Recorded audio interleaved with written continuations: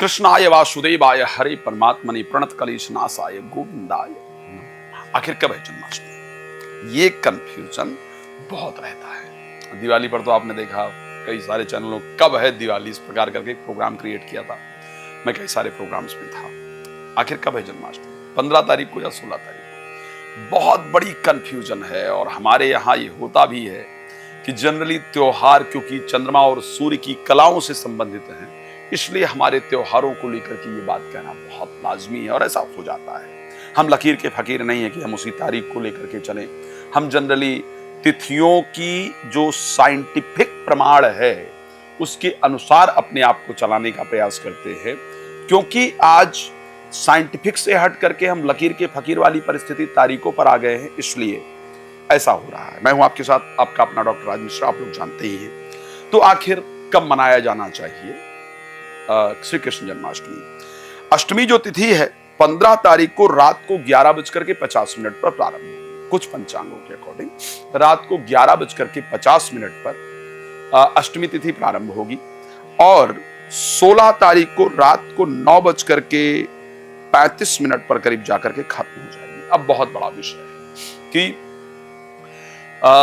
लोग कहते हैं और ऐसा माना जाता है कि भाई अष्टमी तिथि जन्म के समय होनी चाहिए, रात्रि को 12 बजे अष्टमी तिथि होनी चाहिए, तभी जन्मोत्सव मनाया जाता है, जन्म मनाया जाता है भगवान का। अब क्योंकि अष्टमी तिथि अगर देखा जाए तो 15 तारीख को ही प्राप्त हो रही है, 16 को तो अष्टमी तिथि रात को 9:35 पर समाप्त हो जाएगी। तो अब ये कंफ्यूजन उत्पन्न होता है कि आखिर फिर क्या किया जाए। शास्त्र एक बात कहता है बहुत स्पष्ट कि जो अष्टमी तिथि है भगवान कृष्ण के जो जन्म के विषय को लेकर के माना जाता है, शास्त्र ने कहा कि उदया तिथि, जैसे बहुत सारे विषयों पर दोनों जगह एक कंट्रोवर्सी है कि उदया तिथि सिंह राशि गते सूर्य गगने जलादि कुले मास भाद्रपदे अष्टम्याम कृष्ण पक्षे अर्धरात्र के वृष राशि स्थिते चंद्रे नक्षत्रे रोहिणी युते।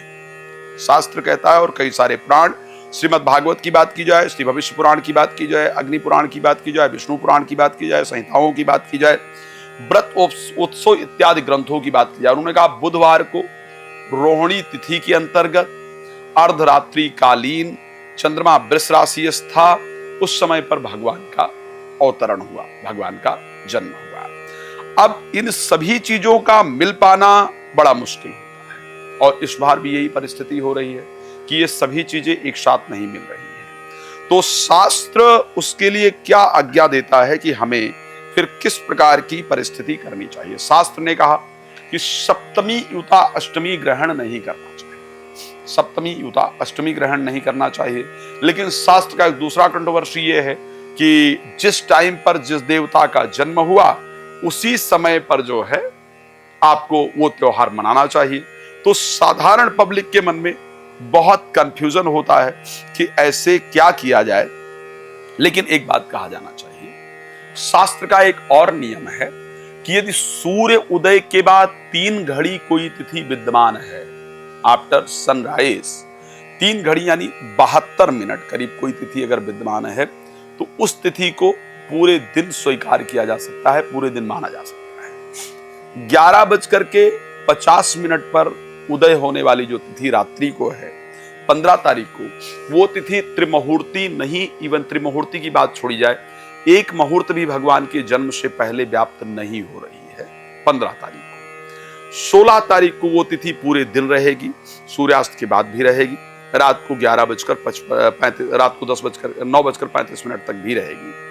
ऐसी परिस्थिति के अंतर्गत शास्त्र की मान्यता के अनुसार और जहां पर मथुरा में भगवान का जन्म हुआ, गोकुल में हम लोग भगवान का जन्मोत्सव मनाते हैं, हम लोग भगवान का जन्मोत्सव सेलिब्रेट करते हैं।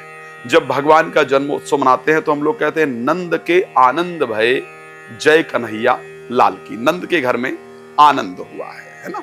तो आनंद कब हुआ? जन्म के बाद वासुदेव जी लेकर के आए गोकुल में, और वासुदेव जी जब गोकुल में लेकर के आए तो सुबह जाकर के पता चला कि नंद जी के आनंद हो गया है। हम सभी के लिए जो आनंद सिंधु सुखराशि भगवान का अवतरण हो गया है, तो हम सुबह उस दिव्य दर्शन को सेलिब्रेट करना प्रारंभ कर देते हैं, उसको मनाना प्रारंभ कर देते हैं इस विधि के अनुसार। और इवन मथुरा के अंदर नवमी युक्ता अष्टमी ही ग्रहण किया जाता है। उदया तिथि की जो अष्टमी है उसी को एक्चुअल में ग्रहण किया जाता है।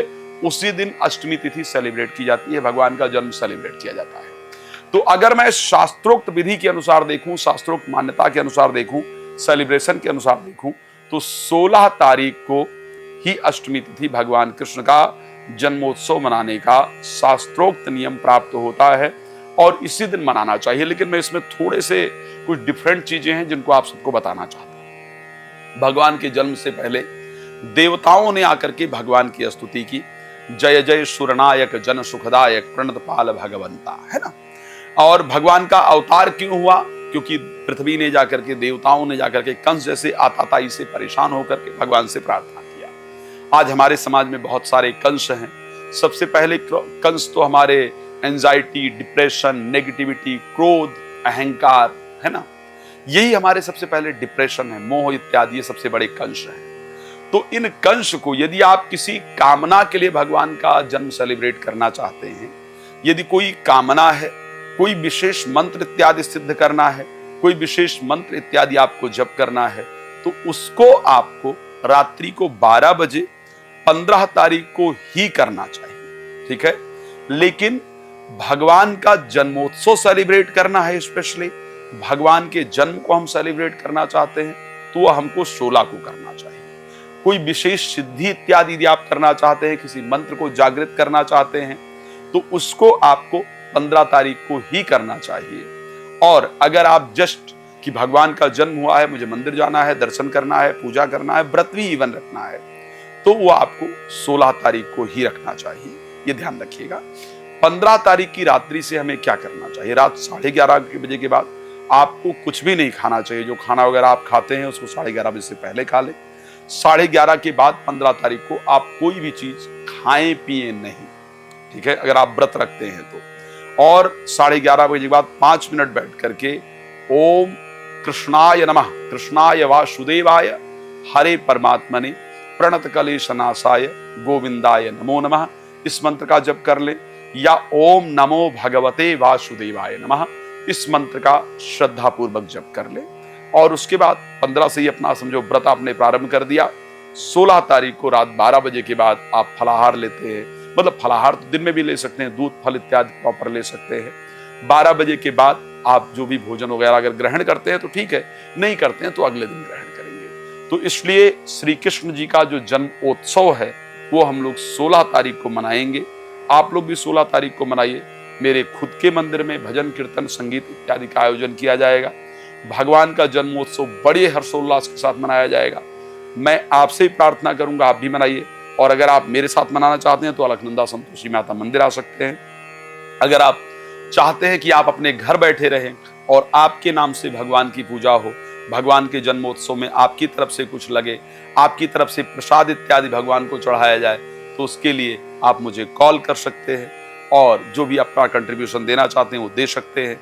आपका वहां नाम लिया जाएगा, आपके लिए संकल्प किया जाएगा, आपके नाम से प्रॉपर पूजन इत्यादि जरूर किया जाएगा। संभव हुआ तो प्रसाद भी आपके घर तक हम जरूर पहुंचाएंगे। तो आप ये कर सकते हैं। भगवान आप सबको बहुत प्रसन्न रखें, ये मेरी शुभकामना है। रात्रि में बैठ करके ओम नमो भगवते वासुदेवाय नमः 10 मिनट 15 तारीख की रात्रि को भी और 16 तारीख की रात्रि को भी जरूर करें।